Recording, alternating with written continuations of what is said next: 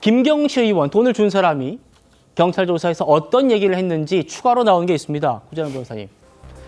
컷오프 됐던 사람이었잖아요. 그런데 살려서 단수 공천까지 됐잖아요. 김희정 의원님은 죽은 사람을 살렸다 이렇게 말씀도 주셨는데 이후에 공천 받았는데 갑자기 돈을 돌려주더랍니다. 뚜렷한 이유 없이. 그래서 의아했다는 겁니다. 강선우 의원 살려달라고까지 김병기 의원 얘기해가지고 컷오프 됐던 사람을 살려놨는데 돈을 다시 왜 돌려주는 거예요? 저 말은 사실 신빙성이 별로 없습니다. 이 말 자체가 신빙성이 없는 거예요? 그렇죠. 제가 그래서 처음부터도 김경이란 사람은 처음에 준 적 없다라고 했었는데 그 이후에 줬다라고 할 때도 그렇죠. 한번 거짓말 완벽하게 했었잖아요. 그때도 강선우 쪽에서 나온 얘기는 보좌관이 받은 걸 난 사후 인지했다라고 얘기했었잖아요. 그때 저도 보좌관이 받은 걸 전제로 얘기할 필요가 없다. 이건 강선우가 직접 받았을 가능성을 열어놓고 얘기해야 된다. 이 시간에도 말씀을 계속 드렸었거든요. 근데 지금 사안 나오는 거 보면 결국은 강선우 있는 자리에서 줬다라는 주장이 지금 힘을 실어가고 있잖아요. 그러니까 이 사안을 봤을 때는 가장 유리하게 파편적으로 진실과 거짓을 섞어가는 단계로 왔다. 그러니까 이거는 1억을 준 거에 대해서는 이제 모두가 다 아는 상황이 됐고 이건 이제 뒤집을 수 없거든요. 그럼 그 이후에 가장 혐의를 줄일 수 있는 방법이 무엇일까 연구를 하고 있다. 이렇게 볼 수 있어요. 그러니까 돈과 연관 없이 공천이 이루어졌다라는 주장을 하고 싶겠죠. 김경 씨는. 그러니까 나는 돈을 나중에 돌려받았다라고 하면 양형에 있어서도 이거는 공천은 돈과는 직결되진 않았었나 보다.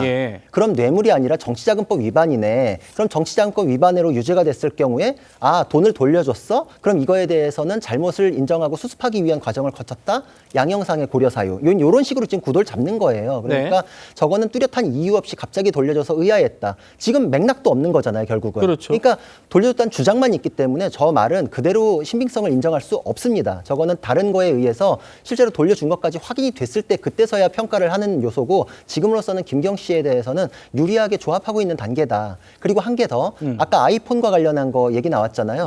아이폰은 진술거부권이 있기 때문에 풀어줄 의무는 없습니다. 근데 형사사건을 하다 보면 어떠냐. 풀어줄 의무는 없지만 내가 유리한 게 있으면 카톡이나 텔레그램 메시지 캡처를 해서라도 내가 내요. 그랬을 때 그러면 보좌관한테 뭐 이런 걸 받았어. 날 곤란하게 만들려고 왜 이런 거 했어. 이런 대화가 조금이라도 있으면 핸드폰 자체를 공개하지는 않더라도 그 부분을 캡처해서 언론에도 내고 수사기관에도 내거든요. 근데 지금 강선우, 김경 이런 사람들이 유리한 대화가 포함된 거는 어떤 것도 제출하지 못하고 있어요. 협의를 했기 때문에 1억이라는 돈이 픽스가 됐고 어디서 만났고 언제 뒀고 이렇게 그러면 다시 되돌려줄 때에도 그 일정과 관련해서 주고받은 얘기들이 있어야 되거든요. 근데 그렇게 유리한 파편적인 대화마저도 제출하지 못한다라는 거는 저 주장 자체가 허구일 가능성이 높다는 겁니다. 그리고 말씀드린 대로 피해자가 자신의 핸드폰을 모두 공개할 필요는 없습니다. 다만 본인이 원칙을 얘기하고 삶의 원칙이 있고 그 원칙을 지키기 위해서 노력해왔다라고 했기 때문에 그러면 이렇게 해야 되는 것 아닌가라는 얘기가 나오는 겁니다. 자, 대질신문 얘기 좀 해볼게요. 대질신문, 당사자들이 모두 동의를 해야지 할 수 있는 건데 김경시 의원이 지금 거부하고 있다는 거 아닙니까? 그래서 지금 경찰이 생각을 하고 있는 게 있답니다. 바로 거짓말 탐지기입니다. 자신의 무고함을 밝히겠다. 충분한 정황 증거로 삼고 싶다. 라고 하면 거짓말 탐지 조사를 할 수가 있죠. 자, 이제 6시간째 강선우 의원 조사가 이어지고 있는데 양태인 변호사님, 지금 대질신문은 김경이 거부하고 있다는 것이고 그래서 거짓말 탐지기 얘기가 나오는데 이거는 동의 없이 할 수 있는 거예요? 아닙니다. 이 거짓말 탐지기 조사도 조사를 받는 피조사자가 그 동의를 해야지만 할 수 있는 조사입니다. 이 거짓말 탐지기는 이제 여러 가지 질문을 했을 경우에 나타나는 이제 신체적인 반응을 이제 기계적으로 확인을 해서 이 사람이 하는 사람 말이 거짓말인지 진실인지를 이제 밝히는 그런 조사 방법인데, 근데 이제 모든 사람에 있어서 다 동일하거나 이제 적합하지 않은 경우도 있고, 또 이런 거 연습을 하거나 이런 거에 또 그러니까 거짓말을 할 때 전혀 신체적인 반응이 없는 그런 케이스도 있기 때문에 거짓말 탐지기의 결과가 무조건 거짓말 탐지기에서 거짓으로 나왔다고 해서 이 사람이 거짓으로 말했다는 그런 과학적인 아직까지 보장은 없기 때문에 본인이 동의를 해서 보통 본인이 억울한 경우에 이런 걸 많이 하겠다고 나서거든요. 난 너무 억울하니까 내가 거짓말 탐지기 받아서라도 내 진실을 밝히겠다, 무고함을 밝히겠다 이렇게라는 경우가 있긴 한데, 근데 저는 좀 의아한 거는 김경식 의원이 정말 본인이 사실을 얘기하고 억울한 게 없다고 하면 보통 대질신문을 억울한 사람이 하자고 하거든요. 네. 내가 당신 말 거짓말을 내가 밝히겠다고 그러겠죠. 하는데 이 대질도 거부를 하고 거짓말 탐지기도 거부하고 있다는 걸 봐서는 조금 뭔가 숨기는 게 있는 것이 아닌가 그런 의심을 지울 수 없습니다. 김경이 이번에 숨기고 있는 것 아닌가. 그렇죠. 김경도 우리 구자란 변호사님 말씀처럼 본인에게 유리한 진술도 하고 불리한 진술은 또 가리고 이런 또 전략을 쓰고 있겠죠. 강선우 의원의 오늘 조사 지금 9시간째 이어지고 있는데 이 조사가 그래서 중요하다는 겁니다. 주진우 의원 얘기 보시죠. 본인이 돈을 받았다고 자백하는 녹취가 있고요.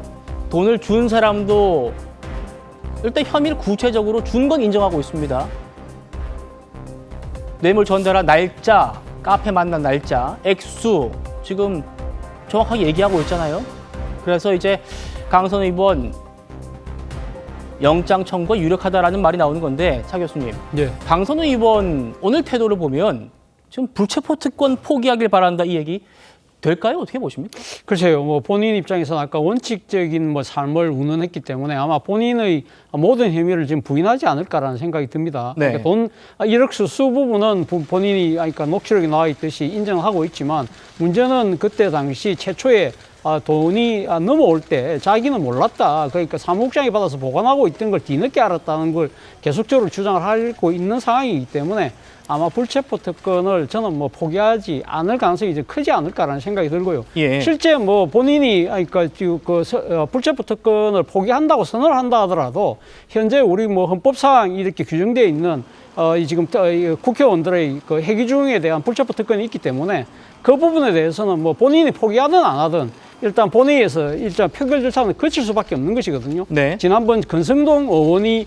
그때 당시 체포된 적부심 넘어갈 때도 사실은 당시 본인은 포기를 한다 했음에도 불구하고 뭡니까 가결이 이루어졌듯이 그렇지만 본인이 정말 원칙적인 삶을 살아왔고 이 부분에 대해서 하나도 잘못한 것이 없다고 생각을 한다면 저는 뭐 사실 그러니까 이 국회 체포 동의안 표결 투표 때 그렇죠. 우리 동료 여러분 저는 당당합니다. 제가 예. 법정가서 진실을 밝힐 테니까 예. 찬성표를 던져주십시오. 저는 그렇게 말하는 것이 본인이 이야기했던 원칙적 삶에 부합되는 것이 아닐까라는 생각이 듭니다. 오.